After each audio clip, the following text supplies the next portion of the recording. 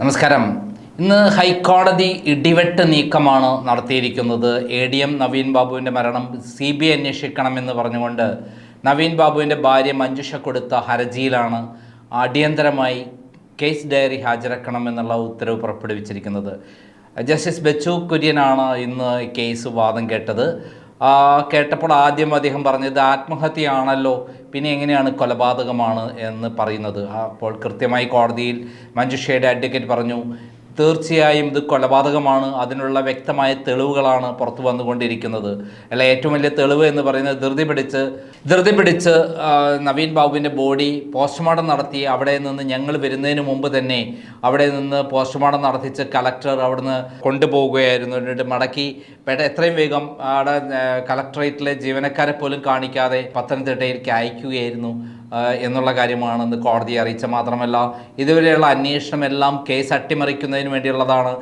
പ്രശാന്തനെ പോലുള്ള ആളുകൾ ഇതുവരെ ചോദ്യം ചെയ്തില്ല, അവരുടെ മൊബൈൽ പിടിച്ചെടുത്തിട്ടില്ല തുടങ്ങി നിരവധി തെളിവുകളാണ് ഇന്ന് കോടതിയിൽ അഡ്വക്കേറ്റ് ചൂണ്ടിക്കാണിച്ചത്. ഏകദേശം 22ഓളം തെളിവുകൾ, ഞെട്ടിക്കുന്ന തെളിവുകളാണ് കോടതിയിൽ ഇന്ന് ചൂണ്ടിക്കാണിച്ചത്.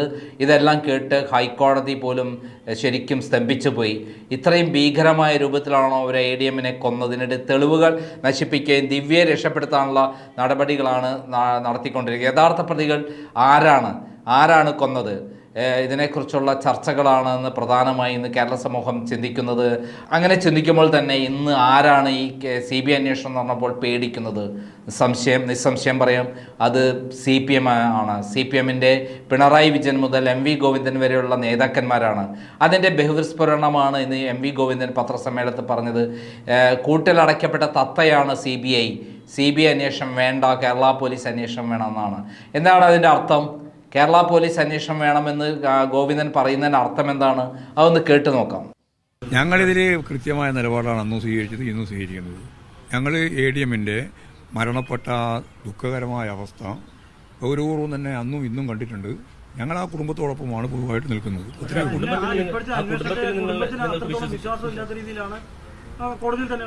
അത് കുടുംബത്തിൻ്റെ ഒരു പ്രശ്നമല്ലേ? ആ കുടുംബം കൈകാര്യം ചെയ്യുന്ന ഒരു പ്രശ്നമായിട്ടാണ് അവരിപ്പോൾ ഇതിനെ ഈ രീതിയിലൊക്കെ നിലപാട് സ്വീകരിച്ചുകൊണ്ടിരിക്കുന്നത്. അത് അവരെ സംബന്ധിച്ചിടത്തോളം പ്രശ്നമാണ്. അതിലൊക്കെ ഞങ്ങൾ പെടേണ്ട കാര്യമില്ല. പാർട്ടിയുമായി അടുപ്പമുള്ള ഒരു കുടുംബമാണ്. അതെ, കുടുംബത്തിന്റെ വിശ്വാസം ആർജിക്കാൻ കഴിയുന്നില്ല എന്ന് പറയുന്നത് ഒരു പരാജയം. വലിയ പ്രയാസമായി ഉണ്ടാവും നിങ്ങൾക്ക്. ഞങ്ങൾ കൃത്യമായ നിലപാടാണ് അതിൽ സ്വീകരിച്ചിട്ടുള്ളത്. ഇനിയും അന്വേഷണം കൃത്യമായ നിലപാട് സ്വീകരിച്ച് മുന്നോട്ടേക്ക് പോകും. ആ മുന്നോട്ടേക്ക് പോകുന്നതിന്റെ ഭാഗമായിട്ട് അവർ കോടതിയിൽ പോയിട്ടുണ്ട്. കോടതി ആവശ്യമായ നിലപാട് സ്വീകരിക്കട്ടെ. ഇത് ഞങ്ങൾക്ക് വേറെ ഇടപെടേണ്ട കാര്യമൊന്നുമില്ല. കോടതിൻ്റെ അകത്ത് ഞങ്ങൾ ഇടപെട്ടു നിങ്ങൾ പറഞ്ഞില്ലല്ലോ. കോടതി ഇടപെടുന്ന പ്രശ്നമില്ല. ഞങ്ങളെ സംബന്ധിച്ചിടത്തോളം ശരിയായ രീതിയിൽ തന്നെയാണ് അന്വേഷണം നടത്തിക്കൊണ്ടിരിക്കുന്നത്.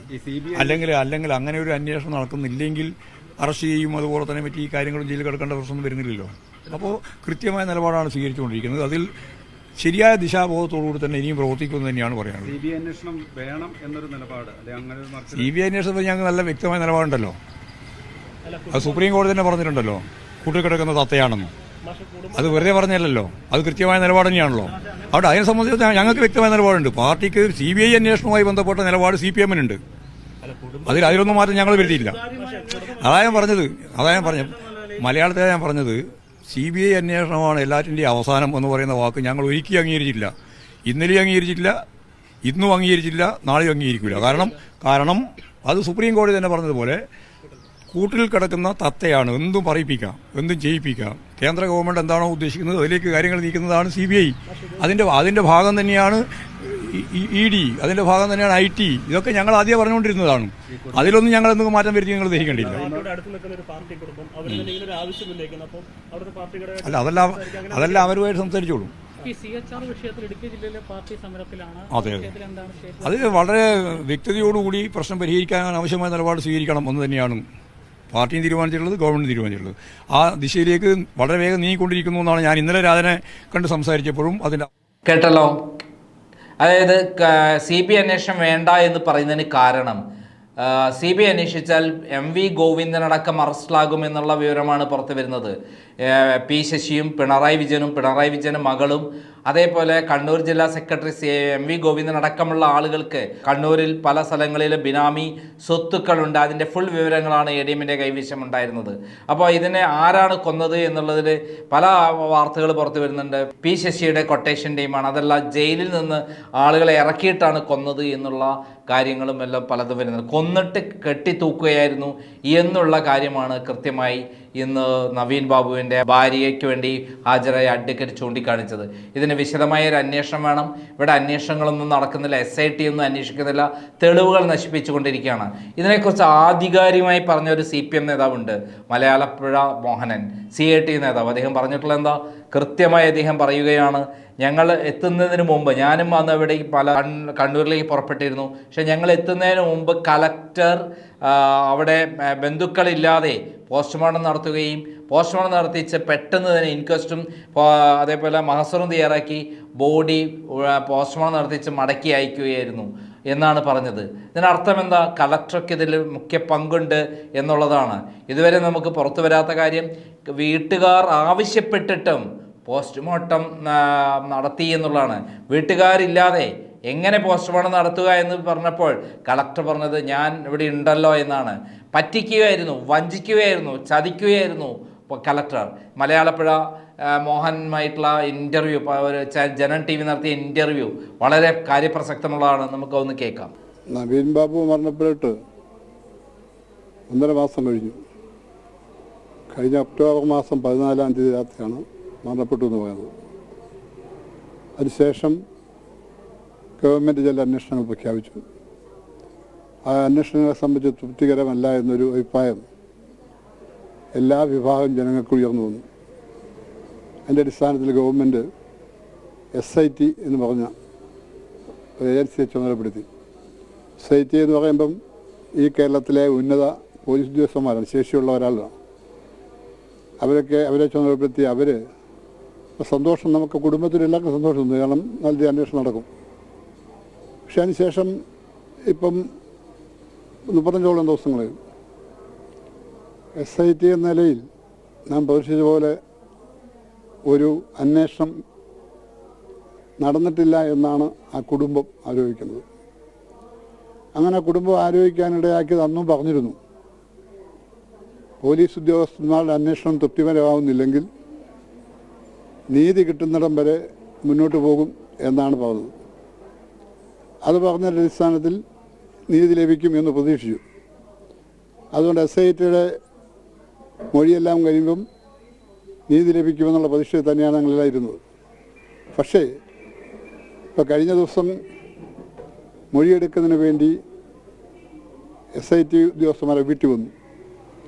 മഞ്ജുഷയുടെ മൊഴിയെടുത്തു, മഞ്ജുഷയുടെ പ്രവീണിൻ്റെ സഹോദരൻ്റെ മൊഴിയെടുത്തു. പ്രവീണിൻ്റെ സഹോദരൻ അഡ്വക്കേറ്റ് കൂടി, ഹൈക്കോടതിയിലെ അഡ്വക്കേറ്റ് കൂടിയാണ്.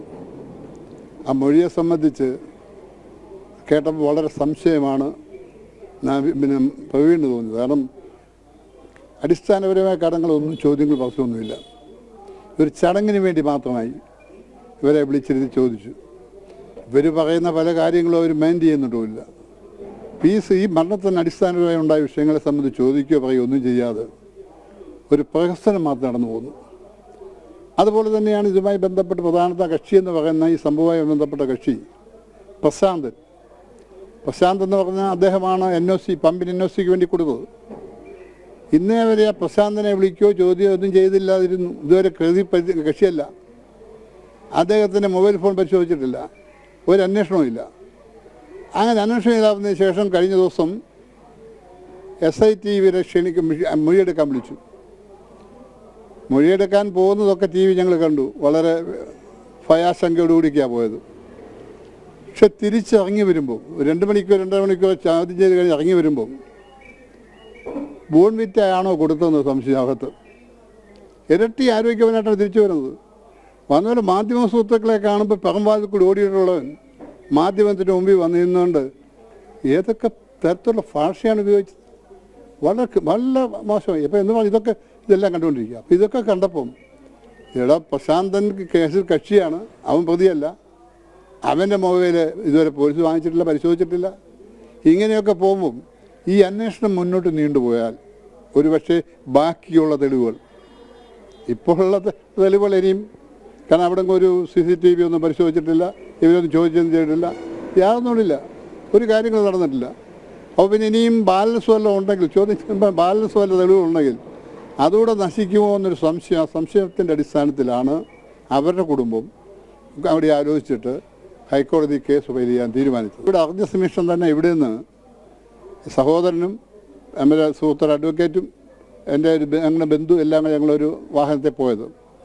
പോകുന്ന വഴിക്ക് തന്നെ അവിടെ നിന്ന് അഴീക്കോട്ട് നിന്ന് ഫോൺ കോൾ വന്നു, പിന്നെ കണ്ണൂന്ന് തന്നെ ഇവിടെ പോസ്റ്റ്മോർട്ടം ഒക്കെ ചെയ്യാൻ തുടങ്ങുന്നു.